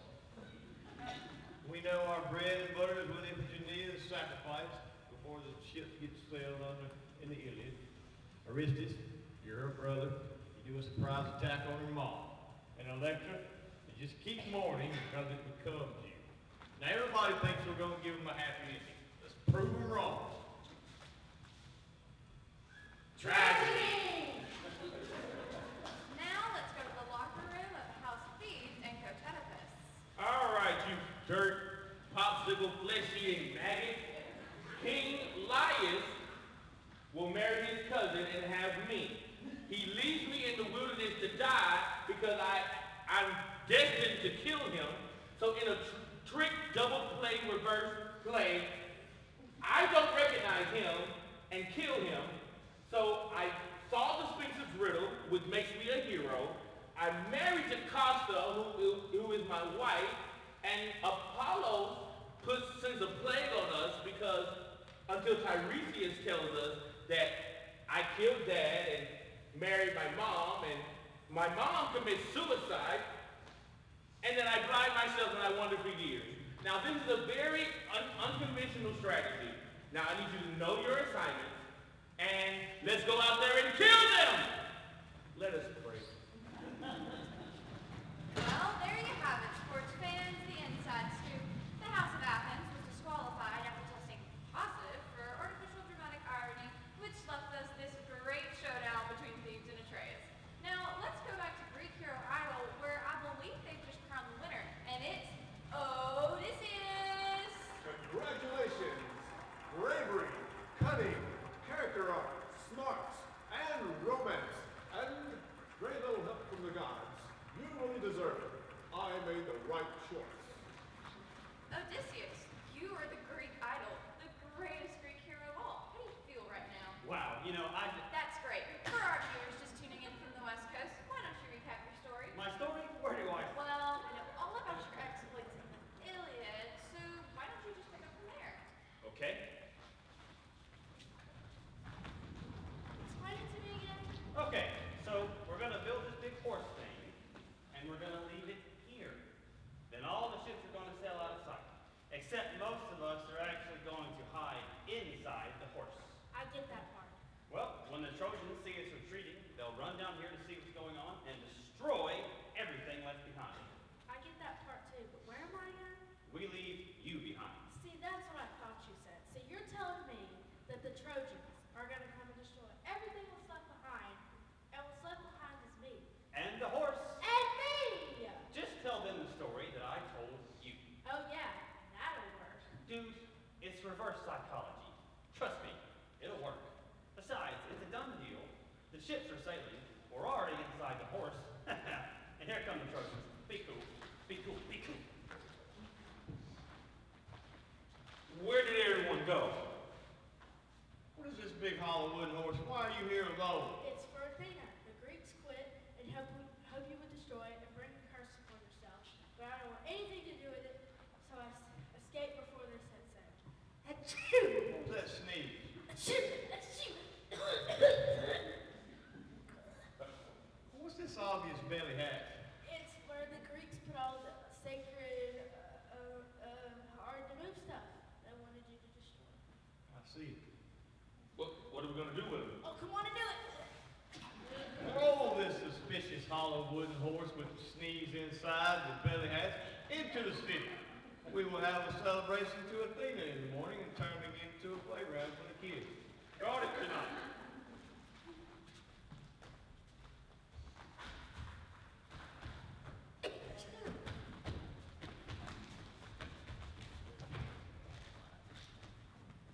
Oh no! Reverse psychology! And so we pillaged the city and killed everyone. Cassandra tried to warn them, but no one listens to her. Anyway, Menelaus got Helen back, and that's how we won. And then it took me another 10 years to finally get home. And that's the Odyssey, right? That's right. Those 10 years of me trying to get back home is the Odyssey. Homer preferred to write in flashback, but I find it much easier to tell chronologically.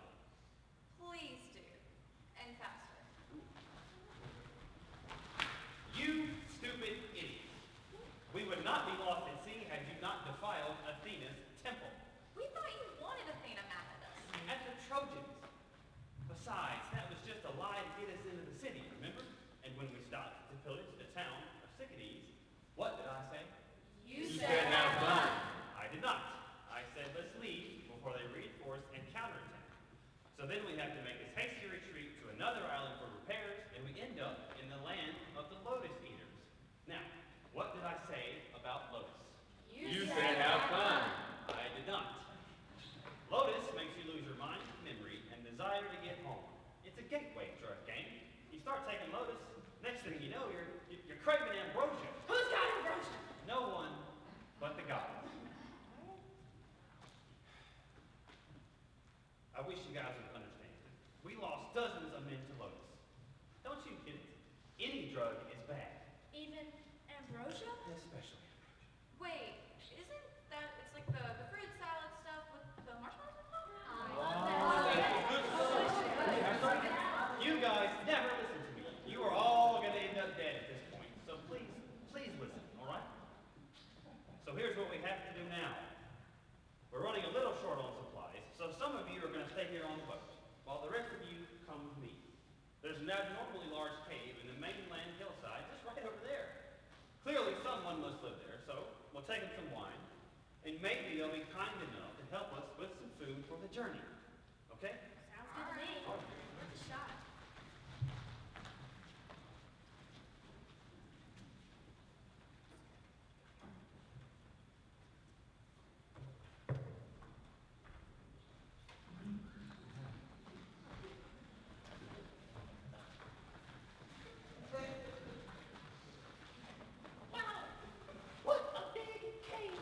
I wonder who lives here.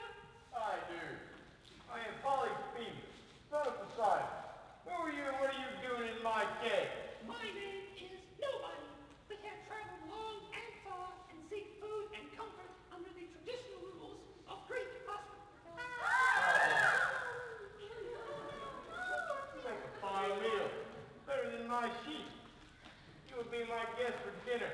Wait, the door party, silly! Run away!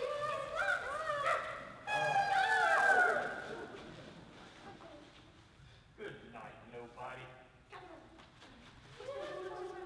And break! Hey, Greg.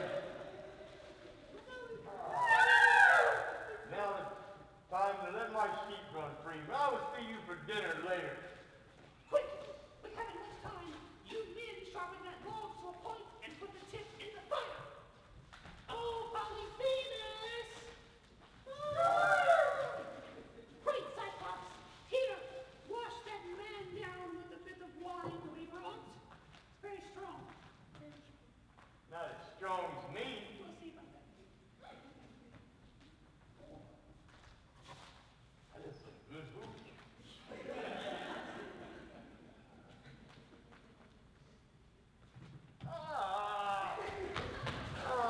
Nobody's killing me. Nobody's tricking me. Quick! Row like your lives depend on it. Great Cyclops, you cannot see me, but hear my words. It wasn't nobody who tricked you, it was I. Get it? I. Never mind. You tell your daddy it was me, Odysseus. Great idea. Tell your daddy, Poseidon, the god of the sea, that it was me, Odysseus, the guy in the boat who blinded you. He is way back on land and blind. What is he gonna do? Big board coming in, boss. Quick! To that island over there. I'll find us some food over there. I'm Aeolus, keeper of the winds. Great, Aeolus. We have traveled far and faced many dangers. Your winds will carry us home. Some will, but some aren't so good. So I'm going to give you a sack of all my bad winds. Now there are only the good winds left to guide you home. Thank you, I guess. The wind is ours now. Set sail for Ithaca. We will be home soon. What's in this sack? Nothing? But air? Nothing but air. I bet it's true. Look, land! At last we are home. Finally I can rest. Wake me when we dock. There's no chance. Let's go. Ready? It's not so much the smell as the eyes. Sorry, Odysseus. We opened your bag of butt air and it threw us off course. Let's row, guys.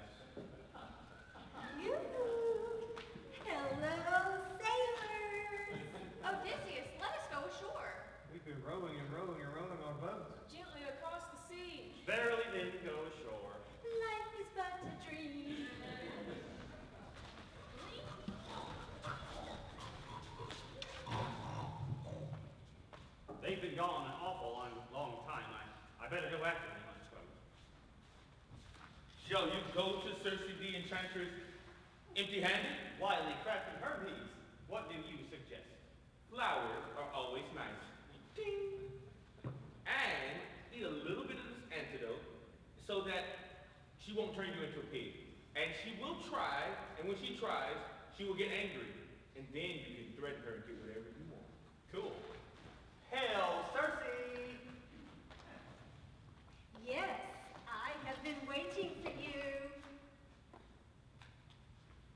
Ha! Where are my men? They're pigs. I know, but where are they? No, really, I turned them into Oh, you pigs. actually did. Yeah. Okay. And if you want them back, you're going to have to make love to me every day for the next year. Well, a man's got to do what a man's got to do. 1 year later. Now help us get home. Well, I can only tell you how to get to Tiresias. He is the one that can help you get home. Okay, deal. Oh, the land of the dead.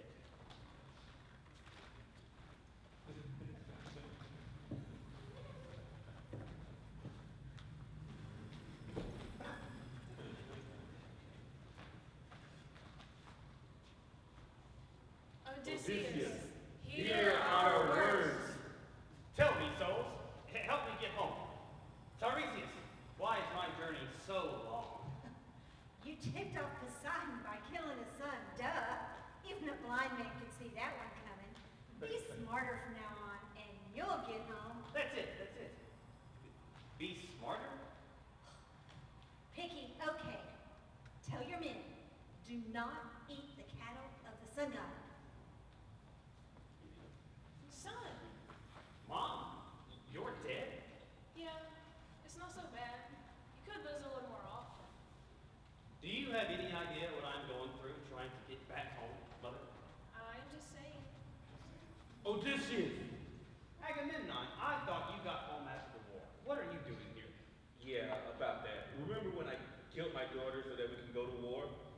Well, my wife found out, and Climestria, and she killed me. Ooh, Yeah. that's a real bummer. Yeah, tell me about it. Hey, dude. Achilles, you were doing so great up there, man. What happened? Paris shot me in my Achilles heel. Yeah, I thought so. How did you not see that one coming? Yeah, like you're so smart. Hey, we're a boot or something, man. Hey, get me out of here. This damn stuff is boring. I can't. I can't take any of you home. I just can't. Oh, come Come on, take I can't. No, I can't. I have to be smarter. Let's see here. Men, gather around. on. What a letdown. Okay, men, here's the plan. First, we have to go by the sirens. Didn't I have a third man? Aha! There you are. Glad you went. First, we have to go by the sirens. Don't worry, you'll fill your ears with beeswax and you'll tie me to the mast. And we row really fast. Don't forget that. Then we have to face Charybdis, the terrible whirlpool that sucks everything around it underwater 3 times a day. But we'll just row really fast. Finally, we face Scylla, the terrible 6-headed monster that has 6 heads. Don't forget that part. And they will each eat a man. I probably should not have mentioned that one, but we'll just row really fast. That's the plan. Let's go.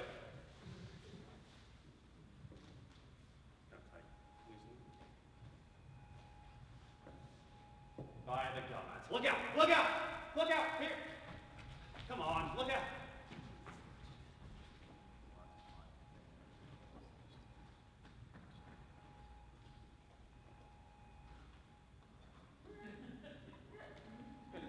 I'm kind of hungry. Yeah, look, there's an island with cattle. Oh, I bet that's going to taste good. Guys? Guys? That was so good. Guys?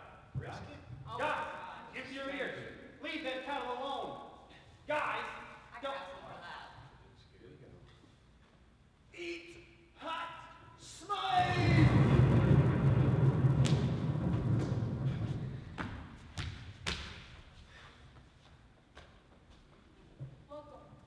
Gizia. I am the scenic goddess Calypso. You have nothing more to fear. I fear alone. Please help me get home. These shall be your new home. Come, you need rest so you can restore your strength.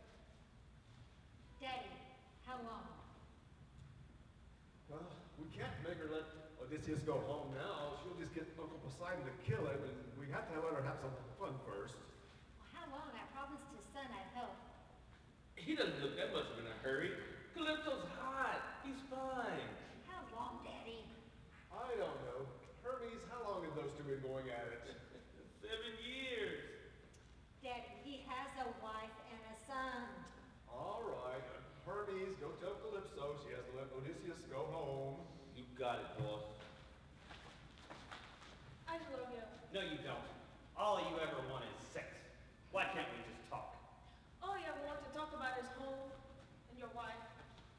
If you marry me, I will make you immortal. Calypso, Zeus says you have to let her go.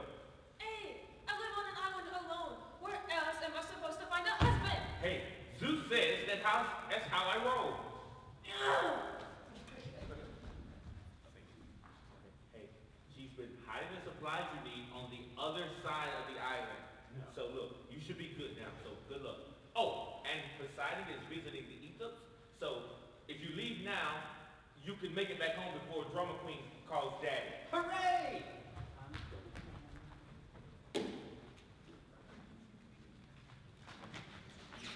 Where do you think you're going?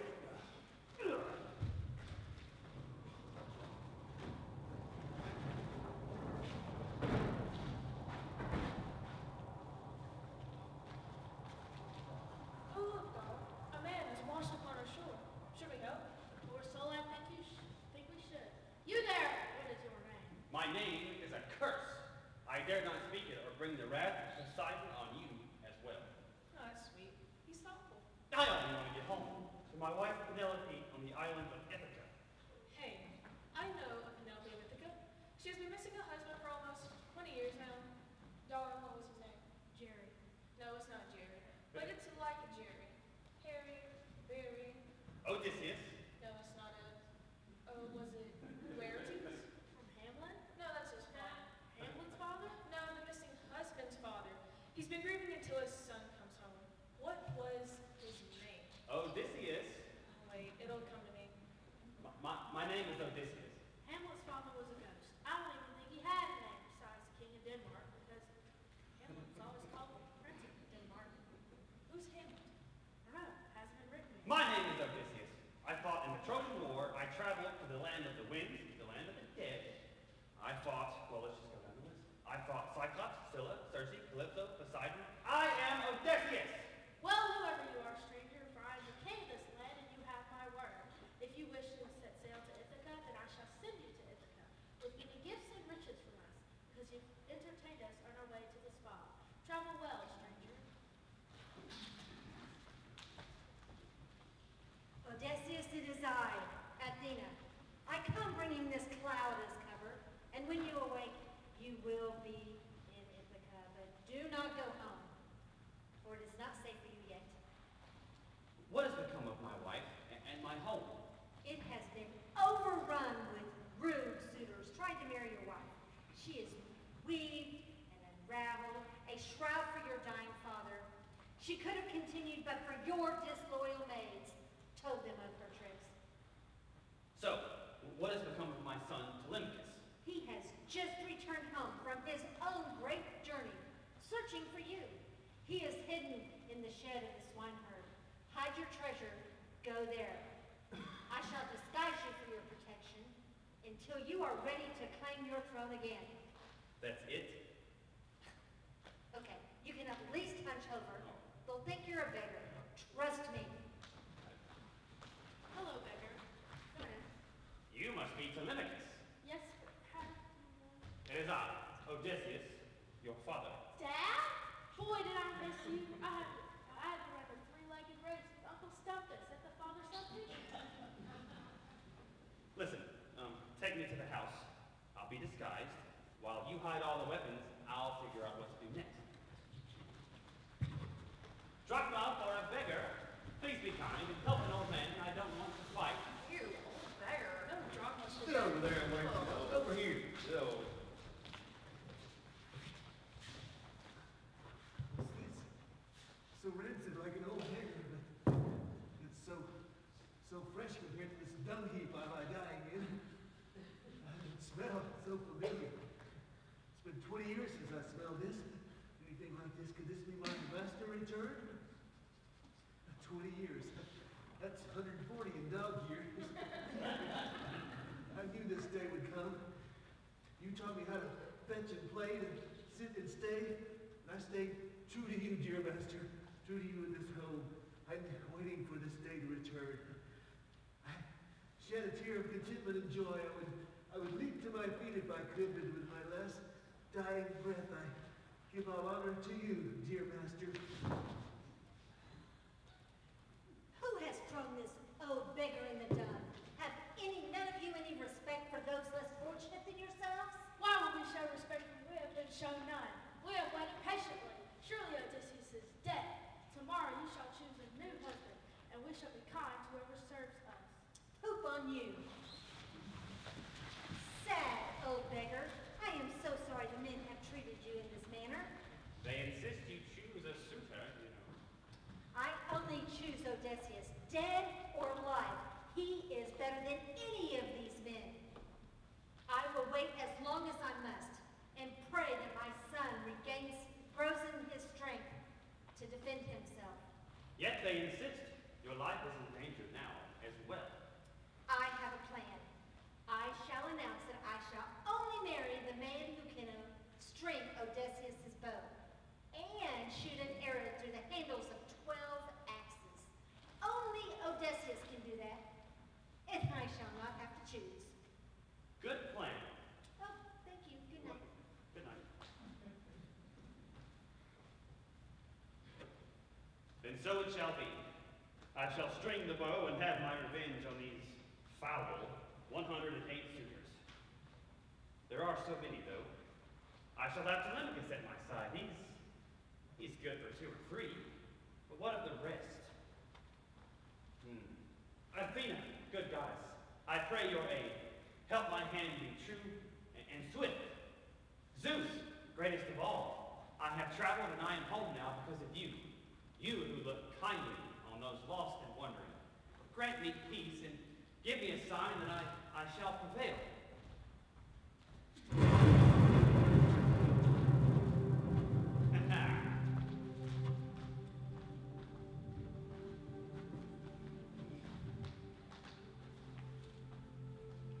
Okay, who's first? Me.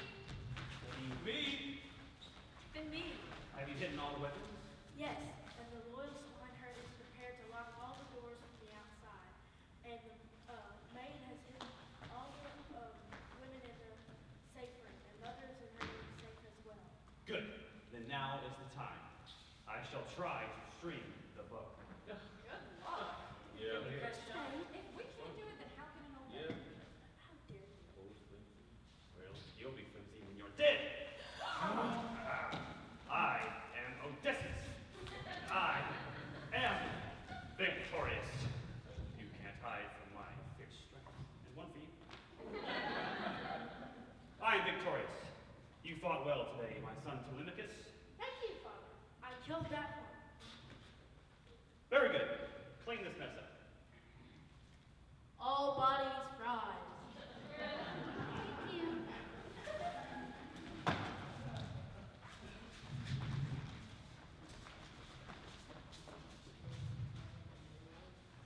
Penelope, it is I, Odysseus. How can I be sure? You look exactly the same as when you left. Even better, in fact. And that was 20 years ago. And you look even better than when I left. More beautiful, charming, and radiant. Surely the goddess Athena has made us appear to one another as we dreamt for our reunion. I'm still not sure. What must I do to convince you it is me? Well, I do have several tests to prove that you are the true Odysseus and not the Odysseus. Blood samples, DNA, urine, stool. Okay, I will have a bed moved in a room just for you until I think. You shall not. I made that bed with my bare hands out of a living olive tree, and I built our bedchamber around it. If you move any bed, it is not the bed that I built. Odysseus, it is truly you. Only the true Odysseus would know about our bed. I love you so. And I love you. Home at last. And that covers it all. The Iliad, the Odyssey, and all Greek mythology in 99 days or less.